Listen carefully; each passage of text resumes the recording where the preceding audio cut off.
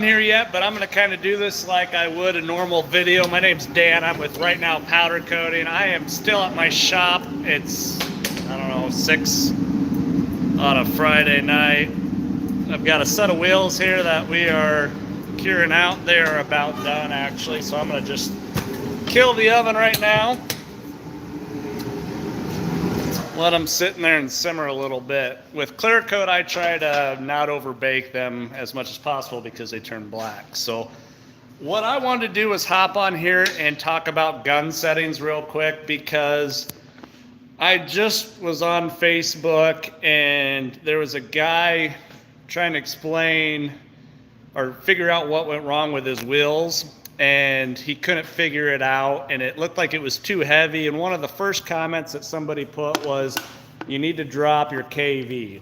And that might be true if you have the right gun, meaning you can't drop your microamp. So what he had was a Gema gun, which is what I have. I'm going to flip my screen around. Maybe. There we go. So this is the Opti Pro unit that we use. As you can see, we always have our KV at 100. And the reason we do that is because the microamps will control your KV. So I'm going to turn my air off because I don't want to spray powder. So what we're going to do, we've got the power boost mode. This is the only gun on the market that will go to 110, 110. What we're gonna do is we're gonna spray this gun just out in the open. So I'm gonna trigger it, but I'm gonna show you the screen. And if you look, those KVs are up high. And the reason they're up high is because as I pull the trigger and the gun's charging the air molecules, it's trying to find ground, it can't find it. So it says I need to crank those up higher and higher. Now, if I bring this over to my ground and pull the trigger, see how low they are?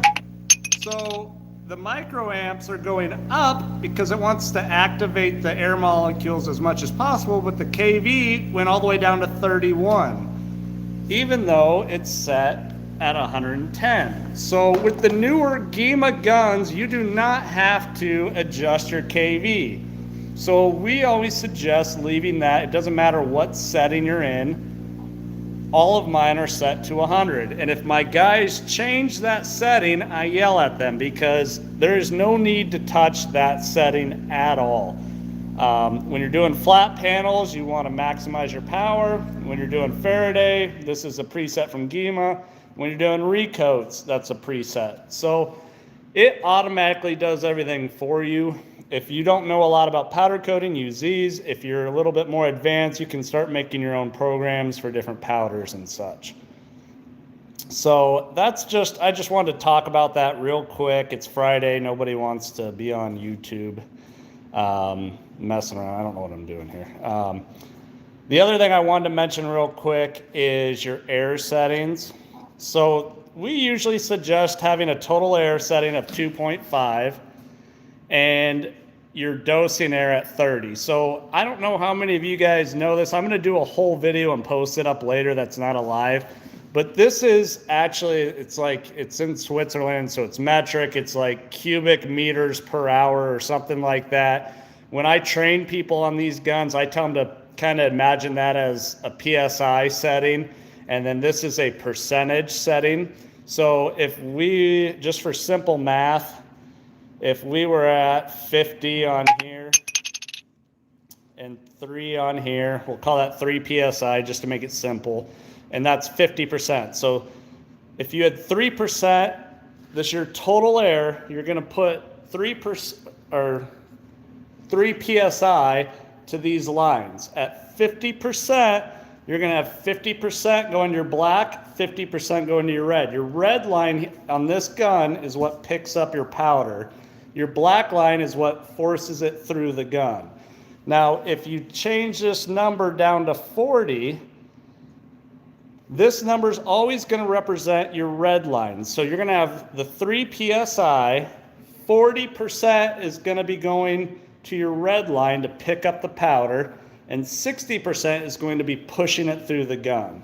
And so that's the best way to look at that. So if you're looking for small changes on your powder, if you don't like the way your clout looks and you're like, I just need a little bit more, maybe crank this up to 45 and see what you think. Now, if you're trying to make big changes because you need more powder, then you're going to want to increase your air, because if you increase this to 3.5 psi, you're increasing both lines at the same time. 45% is going to go here, 55% here. So I don't know if that helps you guys at all. And I'm sorry, I was reading that comment and I'm like, man, I just need to do a quick video while I'm here at the shop, waiting for some wheels to cook.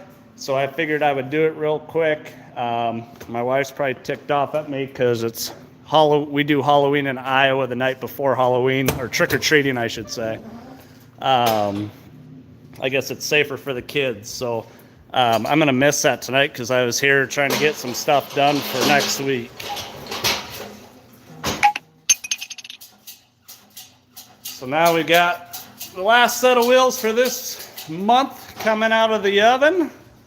These were some heavily corroded wheels. I'm going to try and upload the video I did on these this weekend, so keep your eyes out. I hope you guys all have a great weekend. I'm going to go ahead and I'm setting off all my alarms in my shop because they go on at 6. So I'm going to go ahead and get out of here. Happy Halloween to all you guys out there. As always, make sure to give us that thumbs up before you sign off on the video. Subscribe if you haven't subscribed yet. Hopefully Saturday, Sunday, I'm going to go out and do some hunting this weekend. But hopefully I can get the video on these wheels because they were messed up. They were bad and they look pretty good now. So check that out, and I will catch you guys next time. I don't know how to get out of here though.